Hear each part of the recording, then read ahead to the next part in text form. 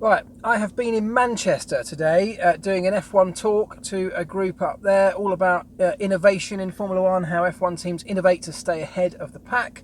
All went very well. I'm now on the way home in this beautiful sunshine and in this beautiful car. But, of course, it is British Grand Prix week, so let's talk about the British Grand Prix at Silverstone.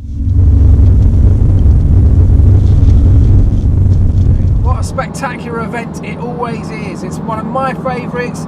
It's definitely one of the drivers' favourites, and it's just a track that the drivers particularly love going to. It's a fast flowing circuit, which is exactly what they love, of course. The cars are incredible through some of the sections, the Maggots and Becketts, particularly in these modern cars where they've got huge amounts of grip, huge amounts of power. That is a really fast flowing section that the drivers absolutely cannot get enough of. So they all look forward to this weekend, as do the teams. Of course, many of the teams are based in the UK, so this is a home race for many of them and for the engine suppliers as well. A huge number of people travel from those teams with their families to come down for a day out or a weekend away. Some of the grandstands are dedicated to friends and families of the teams, and it gives this incredible atmosphere. And I promise you, of all the tracks that we go to, all the places around the world that we go and visit, and we do travel all over the place, of course, I honestly don't think there is another circuit like Silverstone with a set of fans like the British Formula One fans. And I say that because there's 100,000 of them. They're packed into this incredible facility all around the track in different locations, sitting on banks, in grandstands, and they are dedicated. They go there not just for a nice day out.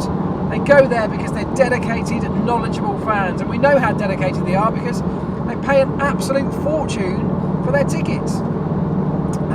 But all of that means that it's a wonderful event, and when you're working in it as a team, and I remember from my days at McLaren, you cannot help, particularly with a British team like McLaren, you can't help but get swallowed up by this atmosphere that you are at, taking part in a special event, and being a British team, that you're a central part of all of those fans' special weekend. The big flags and the messages of support, I know, go a huge way to helping boost the kind of confidence levels and the enjoyment levels for the drivers. Somebody like Lewis Hamilton revels in that fan support. I promise you, the teams in the garages do exactly the same. So when we look out of our garages and we see across the other side of the circuit in the main grandstand, we see flags and banners that say "Go McLaren," "Good luck McLaren." You know, those kind of messages, the same for all of the British teams, I'm sure, they give you a little boost. They make your chest puff out a little bit, and they make you want to try that a little bit harder, go that little bit further. And it really does make a difference. So well done to all of those of you who do that on a regular basis. It genuinely makes a difference. Right, as for the track, this is a track which is clearly a power dominated circuit. It's a fast, high speed circuit with lots of high speed corners, long duration high speed corners as well. It's a kind of medium downforce circuit because you need the high speed, but because of these kind of long, fast corners, you also need to have aerodynamic grip to be able to go through them quickly. So there's a compromise between downforce and top speed, so it ends up being around about medium. It's not particularly hard on brakes, this circuit. Fuel consumption, I think from memory, was around about 2 kilos a lap, which is probably about average, maybe just above average. One of the unique things here is that the pit lane is very long in the circuit's current configuration. Really long pit lane, long in terms of its length anyway, in terms of the way the garages are stretched out, but also, of course, if you remember, it goes under that tunnel and back up onto the circuit. So the entire length of time that you lose by making a pit stop here is significantly longer than at some other circuits. And you know what that means, you know what I'm about to say. That probably means that it's going to favour a one-stop race for many of the teams because of that. Nobody wants to spend that much time in the pit lane for more occasions than they have to at a Grand Prix like this. So the chances are that most people try and favour towards a one-stop race. The 3 DRS zones, again, like we had in Austria, For the first time at Silverstone, we'll have 3 DRS zones to try and encourage overtaking. So let's see that as a positive. Let's hope that it does indeed do that and give us more overtaking opportunity. One of the things that's perhaps unique, and certainly unique for this season so far, is that Pirelli will be bringing the blue, or the ice blue as they have termed it, the ice blue hard compound tyre. Now, we haven't seen it yet this season. In fact, we didn't see the hard compound much last season, and even when we did see it, it was hardly ever used. But don't forget that this season, every tyre in Pirelli's range has basically shifted one step softer in their range. So this year's hard is essentially the equivalent of last year's medium compound tyre. And that means that actually the tyre selection that we've got here of hard, medium and soft is pretty similar to what we had last year. It's just that they were called something different last year. So the hard tyre is going to be a difficult tyre to get warmed up. I think that's the first thing. It's not going to be a quick warm-up tyre, and that could have an effect if you're on that tyre in the race. If it turns out on Friday running to be a good race tyre, i.e. has good performance and longevity for the length of a long stint in a one-stop race, if that's what Friday proves, and the teams then will have to favour that for the race day, what it could do is have issues when you come out. So you qualify on the softer tyre, and then at some point you'll have to switch on to, let's say it might be the hard tyre, if that's the one that people decide to race on. Well, you've got to come out of the pits on that tyre midway through a race, and I think it'll be a difficult tyre to warm up, i.e. to bring up to temperature. Yes, they come out of tyre blankets at around 100 degrees or so, maybe just over, but that only heats the surface of that Pirelli tyre. And what you really need to get the full tyre working is the core temperature of the tyre up to speed as well. The only way you really get to do that is by putting it on the car, running it hard, using the temperature from the brakes on the car to emanate through the tyre, through the rim, and really bring the whole tyre up to temperature. If you push too hard on a tyre that is not up to temperature in its core, you start to induce graining. And that's when the top surface of the tyre just sort of bobbles and rolls away and rolls off in grains of rubber. A little bit like a pencil eraser being dragged across a table. You get those little tiny baubles of rubber just peeling away. That's not good. That ultimately loses you more and more grip. So you've got to manage the way the tyre comes up to temperature. And when you're coming out of the pits after your pit stop, that is going to be a key element of the race. Equally, if there's a safety car, for example, or a virtual safety car, the guys who manage to keep their tyres alive, if they're on the hard compound, will be the ones who make the better restarts after that safety car period. So beware the drivers who start to lose tyre temperature under safety car conditions, or when they come out the pits, as I say. It's also, don't forget, this circuit has been completely resurfaced. The entire thing has been resurfaced, and that has a number of effects as well, because previously, in previous years, Silverstone was always a sort of mix of different types of tarmac and different types of surface material at different points on the lap, and that meant that grip levels were kind of variable at different points on the lap as well. And of course that's the same for everybody, and you could say that's quite a nice thing because it introduces another variable around the lap.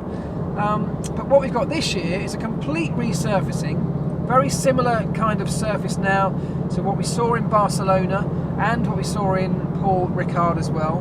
Very dark, very black tarmac which will absorb the heat. It is boiling hot in the UK right now and set to stay that way until the weekend. Track temperatures could be very, very high as that real dark tarmac absorbs the heat from the sun over the course of the weekend.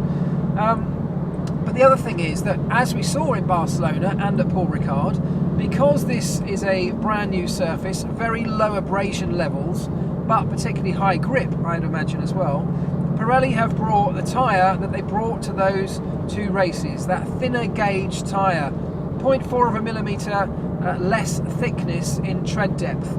Now, I know that's not a huge amount, but if you think back to those two races of Barcelona and Paul Ricard, Barcelona particularly, Lewis Hamilton and Mercedes were incredibly strong at that track, on those tyres, sorry, at those tracks and on those type of tyres. they are a team that sort of, I think, struggles more with the softer end of the tyre range in terms of warming them up, getting them up to temperature. And this thinner gauge tyre, together with the type of circuits that they have been brought to, I think has really favoured that Mercedes team. We could well see that again this weekend. The thinner gauge tyre, which of course we're bringing the harder end of the tyre range as opposed to the softer end that we saw at those tracks, will make a difference. And I actually think in that respect the harder range of tyres will suit Mercedes more so than it will suit the likes of Ferrari, who tend to be better on the softer end of that range. So lots and lots of factors that point towards this race swinging back towards Mercedes in terms of them being dominant. Power circuit is going to really reward the great power units. We know Mercedes definitely has one of those. Ferrari also are very, very quick in terms of their, very powerful, very good in terms of their power unit too. But Mercedes, I still think, have the edge on that. They still seem to be able to turn everything up that little bit more for qualifying as well. And around a circuit that's going to have incredible grip but low abrasion, with those thinner gauge tyres, I can see Mercedes being dominant here over the course of this weekend.